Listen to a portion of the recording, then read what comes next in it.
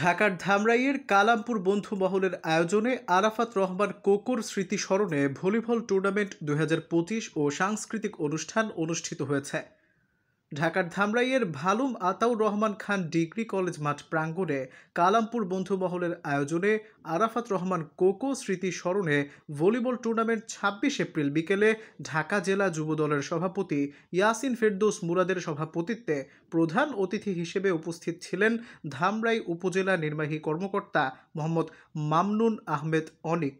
বিশেষ অতিথি হিসেবে উপস্থিত ছিলেন ধামরাই থানা ভারপ্রাপ্ত কর্মকর্তা ওসি মনিরুল ইসলাম এবং ভলিবল টুর্নামেন্টের শুভ উদ্বোধন করেন সুতিপাড়া ইউনিয়ন পরিষদের chairman রমিজুর Rahman Ruma.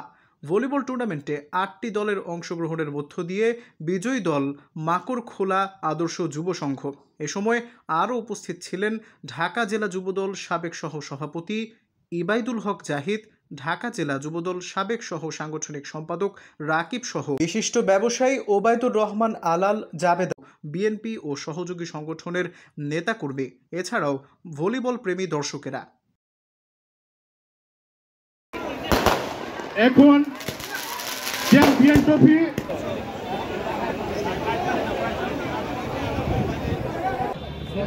Kalampur truck bus মালিক সমিতির সাধারণ সম্পাদক জনাব জসিমউদ্দিন উপস্থিত আছে।